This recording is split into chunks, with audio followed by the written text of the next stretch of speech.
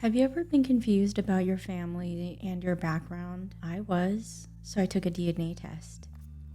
I was hoping to really unravel where my family came from because I grew up in a broken home. My father was mixed and he looked so racially ambiguous. So I wanted to see, where did his family really come from? I think some of the uncertainties that people have with DNA tests is not necessarily whether or not they're accurate or truthful, but I think more people have concerns with privacy, which to me wasn't a big deal since America has all of our information anyway. My mom had already done hers, so we were already there, and it just, at this point, it made sense for me to see where my family on my dad's side came from. The process of taking it was rather simple. It came in a box with a test tube, instructions where you would link your test tube to your profile online. You would spit into the test tube, package it back up into that box, and adhere the prepaid package label. Ancestry also updated their system to say that they have included new regions. So now the results say that I have 1% South Indian. So I want to explore more of that. The most surprising thing that I found was learning that I'm not German and that I'm actually Jewish. So here are the results. 55% from Luzon, 37% from Guam, 2% from Central and Southern Philippines, 2% from Indigenous Americas and Mexico, 1% from Southern India, 1% Sephardic Jew, 1% Spain,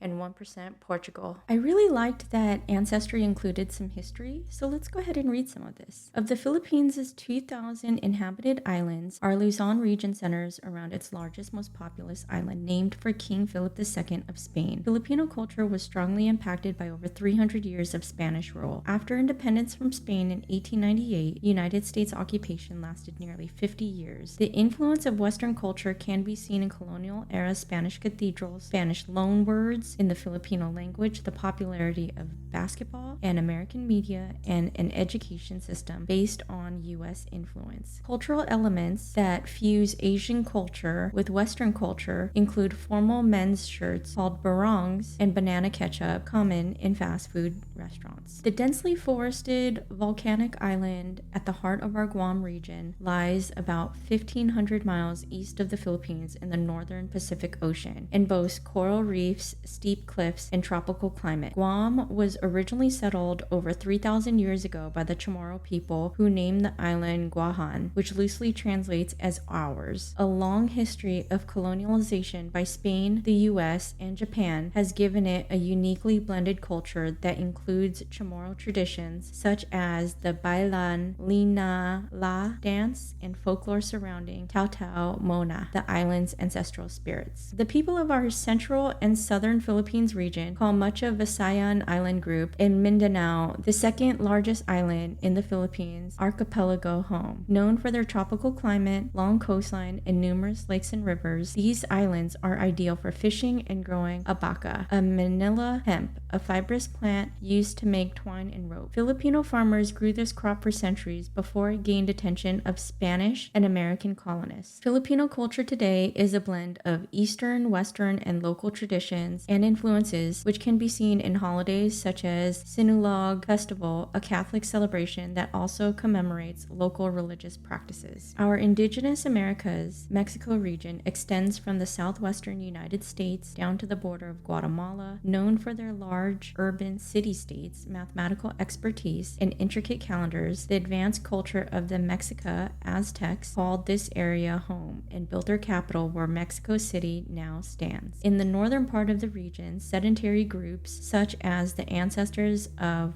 the Hopi or the Zuna became expert farmers and grew squash, corn, and beans in their desert environment. Despite their harsh surroundings, the indigenous peoples of this region created a rich legacy of art, empire, science, and trade. Deccan and the Gulf of Mannar. This vast region spans the width of southern India and extends across the island of Sri Lanka. Its diverse populations, largely speakers of Dravidian languages, have long produced a culture distinct from their northern Indian counterparts, even as they have remained connected to the wider world through extensive global trade networks. These populations have made their mark in architecture, from the Ajanta and the Ellora caves in the region's north to the Meenakshi Amman temple in its south, and cuisine from fiery fish-based coastal cuisines to the vegetarian feasts of certain southern communities. Sephardic Jew. Sephardic comes from the Hebrew word for Spanish, reflecting Sephardic Jews' Iberian origins before they were forcibly expelled from Spain and later Portugal, beginning 1492. From the late 15th century onward, they spread to many parts of Europe and the Mediterranean. In many places, members of the Sephardic diaspora made substantial cultural, economic, and intellectual contributions to their adopted homelands. Over time, some joined other Jewish communities, including Ashkenazim, Jews from Eastern Europe, and Mizrahim, Jews from Northern Africa, but many retained a distinct Sephardic culture that fused their Spanish and Jewish roots with elements of their new environment. Spain. The heart of our Spain region lies in the Iberian Peninsula, framed by the granite peaks and plunging falls of the Pyrenees on the French border in the north and sunny Mediterranean beaches in the south. This region has seen a long parade of invaders, including Celts, Romans, Germanic Visigoths. Under Muslim rule, it was home to some of the most advanced societies in Europe. Then, during the Age of Discovery, Spaniards founded a world empire that established Spanish as the second most spoken native language to this day. Portugal. Geography contributed to the separate people, language, and nation state that lie at the heart of our Portugal region. The country of Portugal shares its northern and eastern borders with Spain on the western edge of the Iberian Peninsula. Mountains in the north give way to rolling plains in the south, while the Atlantic to the west and south led to a seafaring tradition that enabled the Portuguese to establish a trading empire that circled the globe. The results took 6 to 8 weeks. They gave you updates along the way, and overall, it was a pleasant experience. I'm not sure I really gained key insights